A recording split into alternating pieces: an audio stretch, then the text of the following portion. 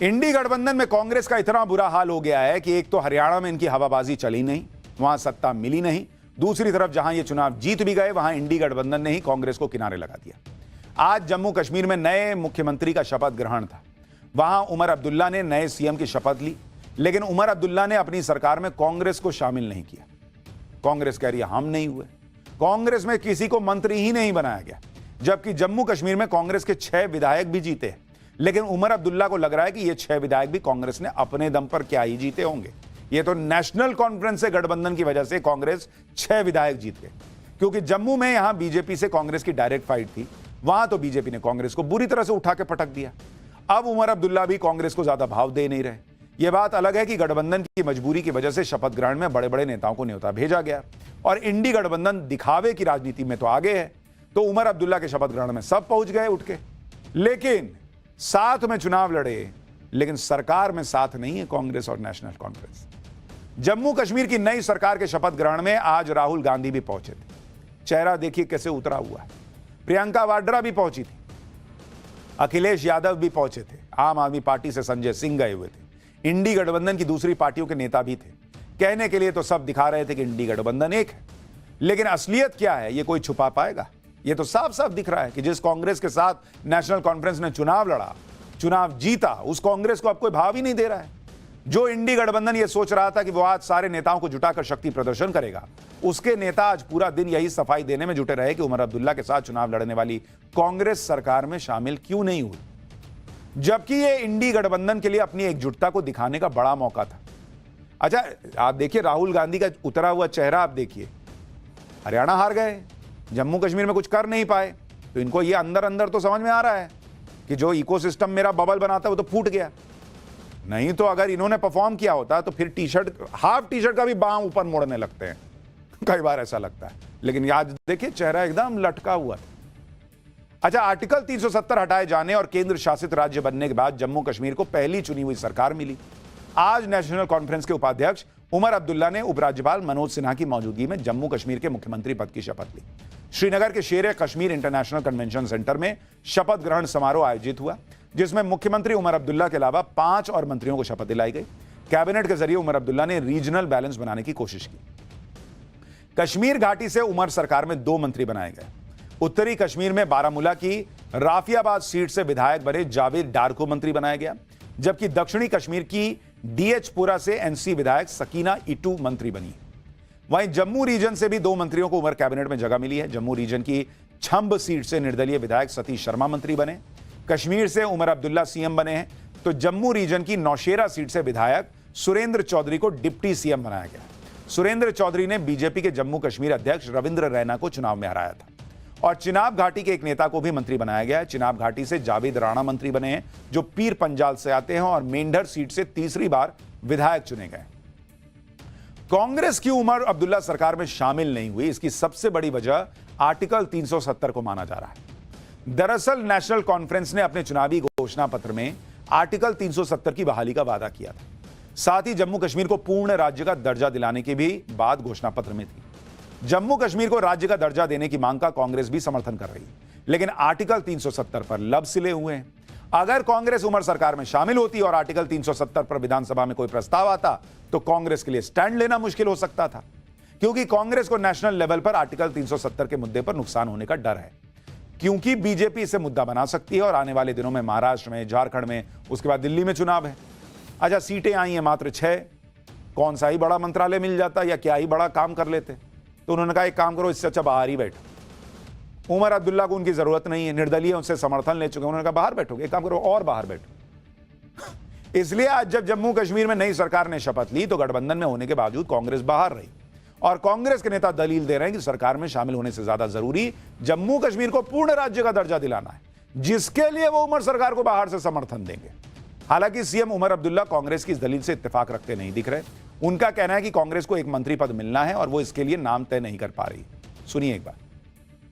ये चुनाव लड़ा गया स्टेट रेस्टोरेशन के लिए, जो हमारा अलायंस का इन टोटलिटी मेन एजेंडा रहा है, वो रहा है कि स्टेट हमारा वापस आना चाहिए। उसके लिए हम स्ट्रगल करेंगे, अभी प्रेस करेंगे government of India, prime minister को कि अब जब सारी चीजें हो चुकी है तो स्टेट रेस्टोर करो।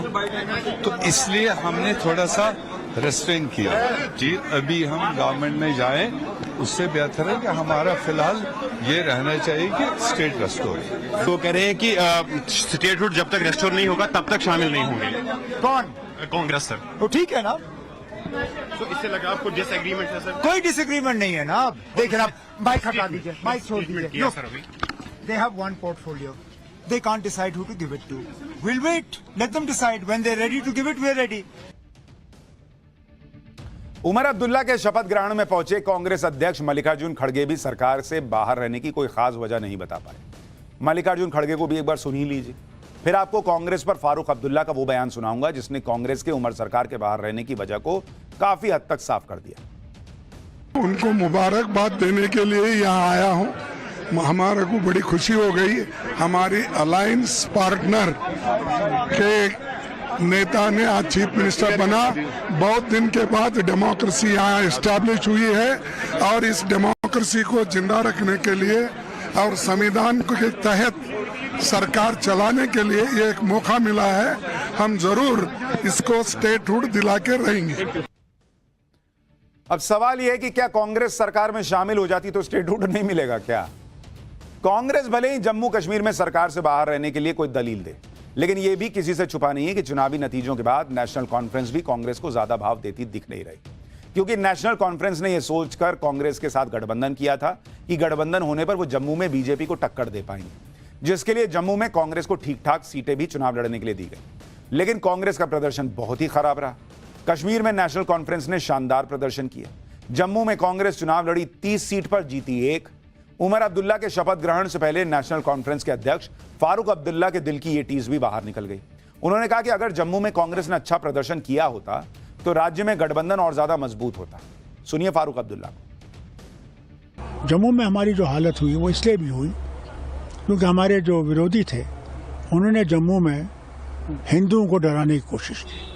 उनसे ये कहा ये आएंगे तो आतंकवाद शुरू हो जाएगा फिर से, जैसे कि आतंकवाद बंद हो गया। आज भी आतंकवाद है और जम्मू में ही आतंकवाद था, तो उनसे डराया गया कि ये आएंगे, ये करेंगे, वो करेंगे, तुम्हारा हाल नहीं है, कुछ नहीं होगा।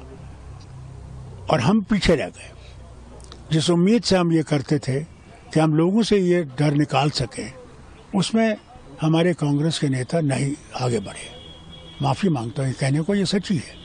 अगर वो इससे ज़्यादा आते, लोगों में बैठते, लोगों के साथ जाते और लोगों से कहते ये जो प्रोपेगेंडा कर रहे हैं सब गलत है, हम आपके साथ हैं, भारत आपके साथ है, तो मेरे ख्याल से हमारी स्थिति ये नहीं होती जो आज हुई है। यानी फारूक अब्दुल्ला भी कह रहे हैं कि कांग्रेस से ना हो पाया। वैसे जम्मू कश्मीर में आर्टिकल 370 की बहाली की रट लगाने वालों को नए जम्मू कश्मीर की नई सरकार के गठन के बाद की इस तस्वीर को देखना चाहिए, जहां नए नवेले मंत्रियों की गाड़ियों पर अब सिर्फ तिरंगा लगा हुआ नजर आ रहा है, जबकि आर्टिकल 370 हटने से पहले जम्मू कश्मीर के मंत्रियों की गाड़ी पर 2-2 झंडे होते थे, एक राज्य का, एक भारत का। लेकिन नरेंद्र मोदी ने जम्मू कश्मीर में फिर तिरंगे को स्थापित कर दिया कि सिर्फ तिरंगा ही सबसे शक्तिशाली था, है और रहेगा।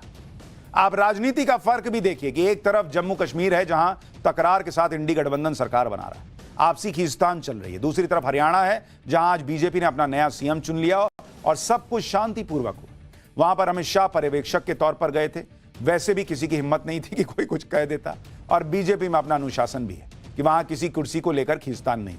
इसलिए आप देखिए कि जो लोग हरियाणा में सीएम पद की दावेदारी कर रहे थे, उन्हीं ने नायब सैनी को सीएम बनाने का प्रस्ताव रखा। हरियाणा में नायब सिंह सैनी को बीजेपी विधायक दल का नेता चुन लिया गया। कल सैनी मुख्यमंत्री पद की शपथ ले लेंगे। यानी इंडी गठबंधन के झगड़े ही खत्म नहीं हो रहे। मोदी सरकार ताबड़तोड़ फैसले पर फैसले ले रही है। आज पीएम मोदी की अध्यक्षता में कैबिनेट की बैठक हुई, जिसमें किसानों को लेकर मोदी सरकार ने बड़ा फैसला लिया, दिवाली गिफ्ट दे दिया। कैबिनेट की बैठक में रबी की कई फसलों की एमएसपी बढ़ाने को मंजूरी दे दी गई। एमएसपी कितनी बढ़ी है वो भी सुन लीजिए। एमएसपी में गेहूं की एमएसपी 150 रुपए बढ़ गई है, जौ 130 रुपए, चना 210 रुपए, मसूर 275 रुपए, सरसों 300 रुपए और सूरजमुखी 140 रुपए प्रति क्विंटल। इतनी बढ़ोतरी हुई है। इसके अलावा मोदी सरकार ने केंद्रीय कर्मचारियों को भी दिवाली गिफ्ट दिया। केंद्रीय कर्मचारियों का डीए 3% बढ़ाकर 53% कर दिया गया है, जो जुलाई से लागू होगा। यानी दिवाली से पहले केंद्रीय कर्मचारियों को 3 महीने का एरियर भी मिलेगा। इस फैसले का फायदा देश भर में 1 करोड़ से ज्यादा लोगों को मिलने वाला है। यानी एक के बाद एक ताबड़तोड़ फैसले, और इसका असर आने वाले चुनावों पर पड़े तो आश्चर्य नहीं होगा।